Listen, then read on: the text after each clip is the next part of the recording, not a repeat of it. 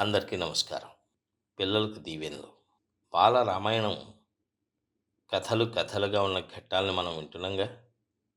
అందులో ఋషిగా మారిన రాజు ఆ భాగంలోకి వెళదామా మరి?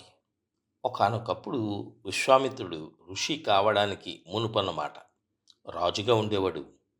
ఆయన మహాబలవంతుడు, సమర్థుడు, యుద్ధం చేయడంలో నిపుణుడు. ఒకరోజు అడవుల్లో వేటాడుతూ ఉండగా ఒక ముని ఆశ్రమానికి వచ్చాడు.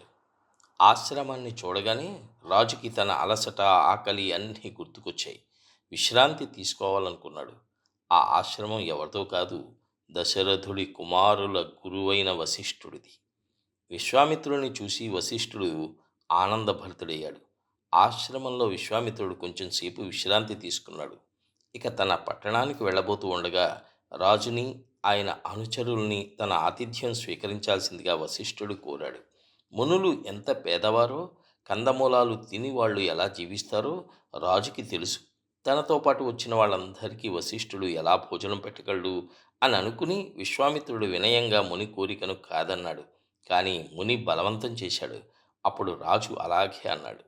వెంటనే రాజుతో పాటు వచ్చిన వేలాది మందికి విందు భోజనం పెట్టబడింది. రుచిగా ఉన్న ఆ పదార్థాలు తినే కొద్దీ పేదవాడైన ముని ఎలా ఇంత గొప్ప విందు ఏర్పాటు చేయగలిగాడు అని విశ్వామిత్రుడు ఆలోచించాడు. రాజు ఆశ్చర్యానికి అంతులేదు. చివరికి ఆ రహస్యం చెప్పమని మునిని అడిగాడు. అప్పుడు ముని ఆశ్రమం వాకిట్లో నుంచుని ఉన్న ఒక ఆవుని చూపించాడు. దాని పేరు నందిని. అది కామధేనువు కూతురు. వశిష్ఠుని మంచితనాన్ని, భక్తిని మెచ్చుకుని దేవుడు నందినిని ఆయనకి ప్రసాదించాడు. ఋషి అడిగిందల్లా అది ఇచ్చేది. అయితే ఆయనకంటూ ఏం కావాలి? ఆయన ఋషి. అన్నిటినీ త్యాగం చేసి తపస్సు చేసుకునేందుకు అడవికి వచ్చాడు. కానీ మంచి చేసే శక్తిని మాత్రం కోరాడు. అందుకనే భగవంతుడి కోరికలు తీర్చే ఆ ఆవుని ఆయనకు ప్రసాదించాడు. మంచి పనులకే దాన్ని ఆయన వాడుకుంటాడని దేవుడికి తెలుసు. రాజుగా తాను ఆ ఆవుని ఇంకా మంచి పనులకు వాడుకోవచ్చునని విశ్వామిత్రుడు అనుకున్నాడు. దాన్ని తనకిమ్మని కోరాడు. అందుకు బదులుగా ధనరాశులు ఇస్తానన్నాడు. కానీ ఆ మొసలి ఋషి ఒప్పుకోలేదు. అప్పుడు రాజదర్పం కొద్దీ, అహంకారం కొద్దీ విశ్వామిత్రుడు బలవంతంగా ఆవుని తీసుకువెళ్లాల్సిందిగా తన మనుషుల్ని ఆజ్ఞాపించాడు. నందినిని రాజభటులు పట్టుకోబోయారు. అప్పుడది తన యజమానిని ఉద్దేశించి అరిచింది. దాని బాధను, రాజు దురాశను చూసిన వశిష్ఠుడు విశ్వామిత్రుడికి గుణపాఠం నేర్పాలనుకున్నాడు. రాజభటుల్ని జయించగల పెద్ద సైన్యాన్ని సృష్టించమని ఆవుని కోరాడు ముని. ఆ అద్భుత సైన్యం రాజభటుల్ని ఓడించింది. సిగ్గుతో విశ్వామిత్రుడు పరిగెత్తుకుపోయాడు.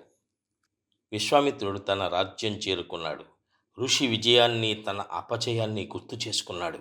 తపశ్శక్తిని తన కళ్ళారా చూశాడు. తాను వశిష్ఠుడిలా తపస్సు చేసి ఇంకా ఎక్కువ శక్తులు సంపాదించి ఆయన్ని ఎలాగైనా ఓడించాలని విశ్వామిత్రుడు నిశ్చయించుకున్నాడు. విశ్వామిత్రుడు నిశ్చలమైన భక్తితో తపస్సు చేశాడు. దేవుడు మెచ్చుకున్నాడు. ఒక వరం ప్రసాదించాడు. ఎవ్వరూ జయించలేనంత గొప్ప వెలుకాడివి కమ్మని అనుగ్రహించాడు. విశ్వామిత్రుడు చాలా సంతోషించాడు. సులభంగా వశిష్ఠుణ్ణి జయించవచ్చని అనుకున్నాడు. తర్వాత ఒక పెద్ద సైన్యంతో వశిష్ఠుని ఆశ్రమం మీద విరుచుకుపడ్డాడు. ప్రశాంతంగా ఉన్న ఆశ్రమం కాస్త పాడైపోయింది. అడవి జంతువులు బాధలు పట్టడం చూసి ముని విచారించాడు. ఇతర మనుషుల సహాయం కోసం వశిష్ఠుడి వద్దకు పరిగెత్తుకుంటూ వచ్చారు. అప్పుడు ఆయన ఒక చిన్న కర్ర తీసుకున్నాడు. తన తపశ్శక్తి వల్ల దాంతో విశ్వామిత్రుడిని, మనుషుల్ని తరిమివేశాడు. రాజుగారి సైన్యం చిత్తు చిత్తైపోయింది. నిజమైన తపస్సు తన కోరికలు తీర్చుకోవడానికి కాదని, అది భగవంతుణ్ణి గురించి చెయ్యాలని చివరికి విశ్వామిత్రుడు తెలుసుకున్నాడు. ఆ తర్వాత చాలా సంవత్సరాల పాటు చిత్తశుద్ధితో తపస్సు చేశాడు. ఈసారి భగవంతుడు నిజంగా మెచ్చుకున్నాడు. ఆయన్ని ఋషిగా చేశాడు. అదండి అదండి ఈ కథ. మరి సీతా వివాహం అనే కథలోకి వెళ్లే ముందు చిన్న విరామం తీసుకుందాం. ధన్యవాదాలతో మీ నూజెళ్ళ సూరిబాబు.